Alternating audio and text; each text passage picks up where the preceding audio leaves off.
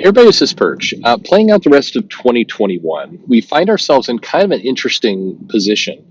DC has largely kind of now completed the transition into March. They've had their cuts, they've had their corrections with their staff and everything else, and it's a smaller company. It's probably a little bit of a more nimble company. It's definitely a company that is paying less for some roles than they used to. They've trimmed a lot of old contracts. There were a I think it's an open secret that there were a number of contracts that were put in place at DC over really the I would say the 2015 probably 2019 timeframe that were not great contracts. And when I say not great contracts, what I mean there, I should clarify, they weren't great for DC. They were great for some individuals who had some nice guarantees and some other parts of their job, but they weren't great for the company to be sustainable and to show a profit and also I know people have commented, and you're not wrong, that I talk out of both sides of my mouth. On one hand, I say, hey, I would like for creators to get paid more. I'd like for people I think this industry should have more money in it. And I do believe that, and I think that is true. On the other hand, what I think is not helpful is when you have a few individuals making a lot of money or very, very convoluted, hard to manage contracts, like ones that say that you get this royalty if this and this and this happens, and you get this extra bonus incentive if you create a character, but not if you create a character in this way. And just these very convoluted contracts have become hard to manage over time, particularly when you have a stressed or strapped editorial staff that's having to juggle some of these things. It creates a lot of unfairness. That process is, I think, what a lot of DC went through, where you had some people being paid not nearly enough, and you had other people being paid way too much. And it's that's the challenge of what you have there in that company, and it definitely makes for a toxic environment, an environment where people feel like there's built-in unfairness to the decisions that are getting made, and that they're basically being attacked. So DC has largely cleaned that up. There's still some question marks, big ones being, what's Daniel Cherry's marketing going to look like? How are these cross-promotional efforts, like what they're doing with Fortnite, how's that going to play out? I know a lot of comic fans are like, I could care less about Fortnite. I don't know why you keep talking about it. Well, it is because it's a cross-promotional activity that is going to have a lot of eyes on it. It is going to be something that is going to set the tone for a little bit what DC is going to be like for the next few years, love it or hate it. But DC has largely gone through a transition. Now it's about seeing what's going to stick. It's about which of these titles are going to get promoted well, how they're going to ease things in. What is the big event? What does their big event look like? It certainly seems by all indications that the end of the year, winter timeframe, there will be some kind of DC event. But we'll see. By and large, it's just waiting for the solicitations to come out and seeing what happens. DC is a more predictable story at this point because they've gone through the change. Marvel, shifting over to them, I think is in a very, very weird position for fall. They have a lot of storylines that are kind of wrapping up and events that are concluding in the summer, in June and July. You have Heroes Reborn, Heroes Return. You have the Clone Saga over in Miles Morales, which is not a huge event, but it's something that's happening certainly in that title. You have the Hellfire Gala and the new X-Men team over there in the X books, and then whatever comes after that. We've seen some new books announced, but the books that are announced are still, I think, you have to be kind of an X-Men faithful to want to go for that. I mean, X Corp is not something that the masses were asking for. Now, if you were all in on kind of Hickman's reboot and everything else, then this is something potentially exciting. Monet certainly has her share of fans, but this isn't like the thing that's going to blow the doors off. Neither is a Hellfire Gala party, no matter how you kind of spice it up. And I know Marvel is trying. The announcement of a new X-Men team, that's always something that typically will spike some sales and some interest, but in this case, because the X-Men and the villains and the heroes and everybody are all living on the same island, and the whole team concept for X-Men has been fluid for several issues now, it doesn't have the same punch that it normally would. So what's left in the tank? And the other kind of elephant in the room there is what is going on with the X-Men shipping schedule. Even if you're a huge diehard X-Men faithful, you're loving everything that's going on, you still have very bizarre skip months going on with all the titles. You have a delay with the core X-Men book, where you're basically going to have 2 months solid go by with no X-Men book on the shelf, and that's weird. It's just that's the centerpiece of this whole thing. That's Hickman's baby, and that combined with kind of the lack of interviews and activity from Hickman, somebody who was a little bit more active at the beginning of all this, and now seems to be kind of gone. Teeny Howard's doing a newsletter now and is kind of making comments about, hey, it's more fun to be over here than on Twitter. I mean, you're just seeing this strange vacuum occur. And then you have the noise in the background saying, hey, maybe sales aren't as good as was believed. So that puts Marvel in a weird spot. I mean, X-Men has been something that has been kind of their cash cow and certainly their promotional thing for the last year and a half.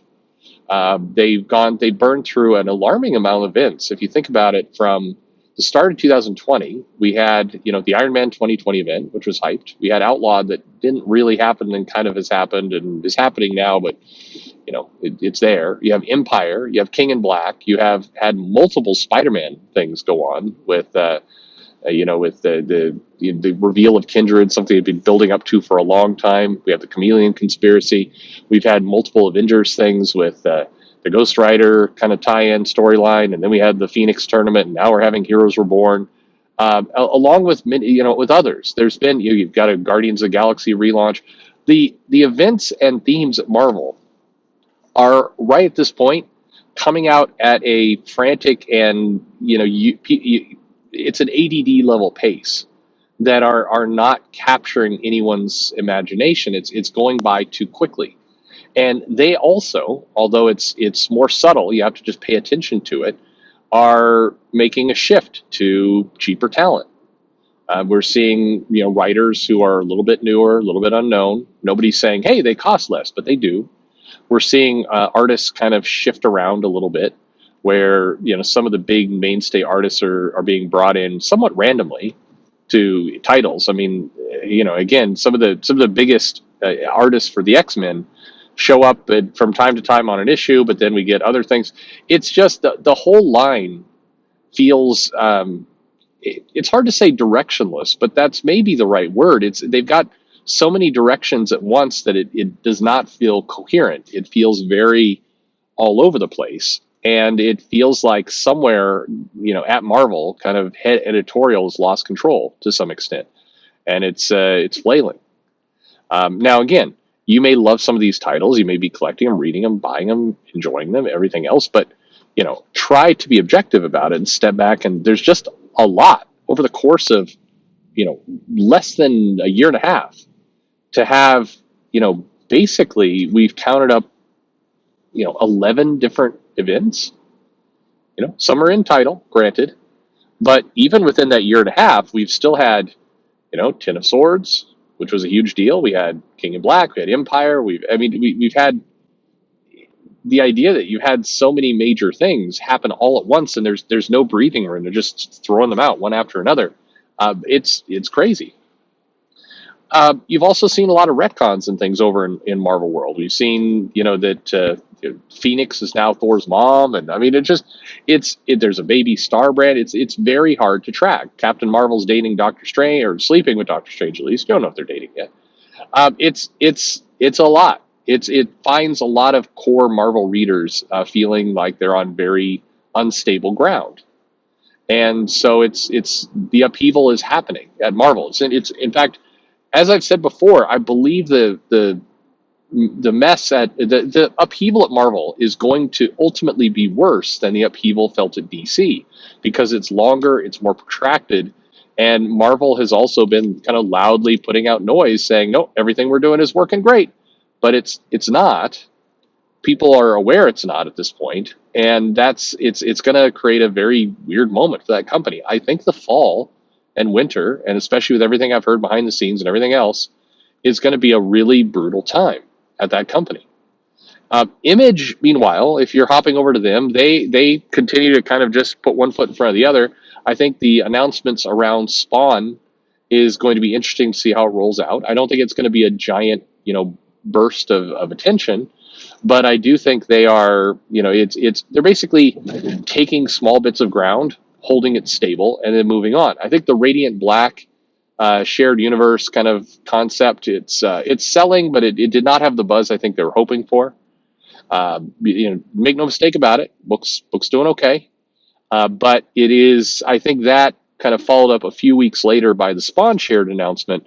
I think that it took a bit of the wind out of the sails of Radiant Black, and that was probably some weird timing that they did there. I'm not sure why that was the case, but Image is doing fine. Image is holding stable ground. I think Boom has made a lot of big moments. I think Berserker doing really well helps them. I do appreciate how Boom is pretty much completely ignoring this attempt to generate controversy over them using Kickstarter for Berserker. I see people continue to kind of grind that axe on social media, and increasingly they're like the loud people locked outside the room.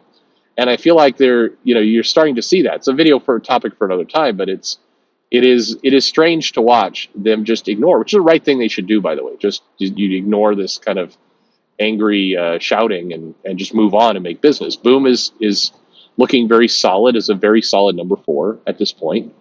And then you see some other activity. I think AWA. I've been impressed with what they do. I think they just need to somehow break through this ceiling that's over them around marketing, and I think they can do really, really well. I like AWA. I like the talent. I like the kind of earnestness of what they're trying to pull off, and I just hope that they can do more. I want them to succeed because I think they're trying to do some very good things over there, and we need them to succeed. And I think they're building the right foundation.